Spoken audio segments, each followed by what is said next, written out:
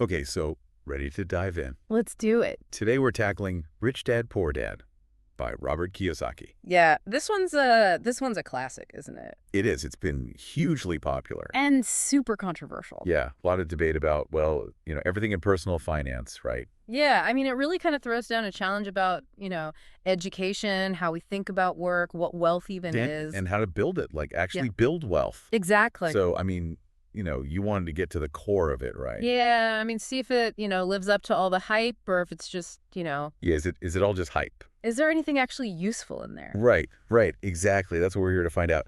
So Kiyosaki, he starts off with this story about growing up with two dads, Right. right? Yeah, the rich dad, poor dad thing. Exactly. So his actual father, who he calls the poor dad. Right. He represents that kind of traditional path. Yeah, good education, get a secure job, work hard, and you'll be set. Right, kind of the classic American dream, so to speak. Yeah, exactly. And then there's his friend's dad, the rich dad. And he's got a completely different approach to money. Yeah, like night and day, it seems. So what's the rich dad's secret, or at least what Kiyosaki says it is? Well, it's not about just working hard, it's about working smart. Okay, working smart. What does that mean? The rich dad, he's all about building assets, Assets. things that generate income, even when you're not, actively working. Okay, so not just trading time for money then. Exactly.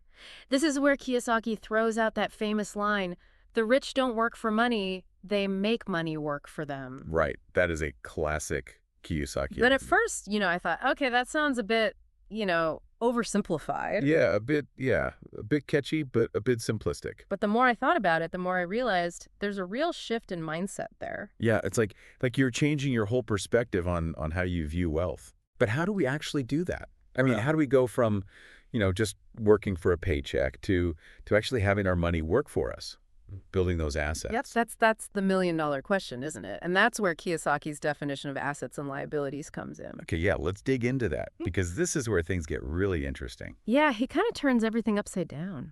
He really does. I mean, he's saying that a house, which most people think of as like the asset, can actually be a liability. Yeah, I mean, it blew my mind too when I first read it. How does that even work? Well, for Kiyosaki, it all comes down to cash flow. A true asset puts money in your pocket. Okay, A liability takes money out.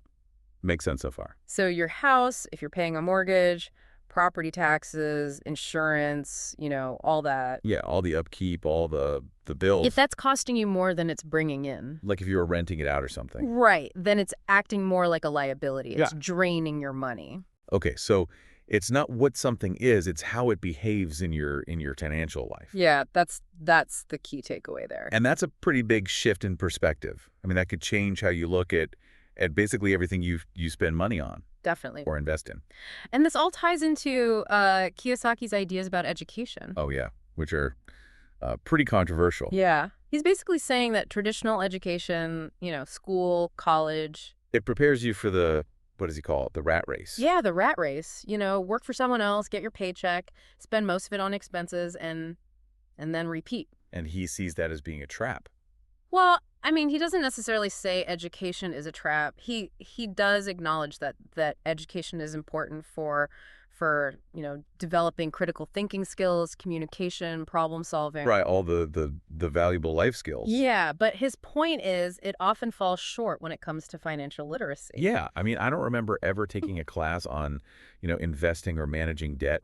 Exactly. Or, starting a business. Right. And those are kind of important if you want to actually build wealth. According to Kiyosaki, yeah. So what are we missing then? I mean, Yeah. are there specific skills or knowledge that we should be learning that would actually help us in building wealth? Well, Kiyosaki talks a lot about, understanding financial statements, being able to evaluate investments, having the confidence to create your own opportunities, not just rely on, getting a job. Right, right.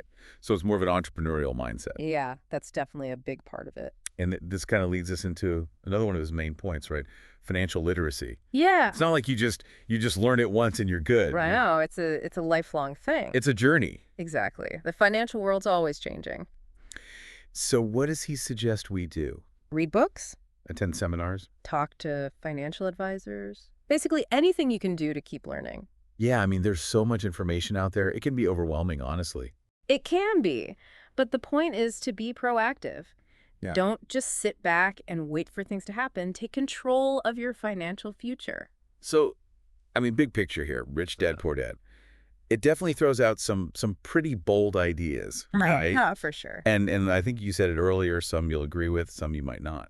Definitely. I mean, I don't agree with everything Kiyosaki says. Yeah, me neither. But I think the real value of the book is that it makes you think differently Right, it challenges the assumption. about work, about money, about what it actually means to be successful. And it gives you a different way of looking at things. Exactly. And maybe that's the biggest takeaway. It's not about, following a set of rules. It's about having that conversation with yourself. Figuring out what works for you. Exactly. So what about you? What stood out to you from all this? What's one thing from Rich Dad, Poor Dad that you might want to, I don't know, explore further, maybe even try out in your own life? Ooh, that's a good question. I think for me it's the idea of really analyzing my spending Okay, yeah. and figuring out, what's actually an asset, what's a liability. Yeah, like using that Kiyosaki framework. Yeah, and maybe shifting some things around. Awesome. Well, let us know what you think. What resonated with you from Rich Dad, Poor Dad? So leave a comment down below, and until next time, keep diving deep.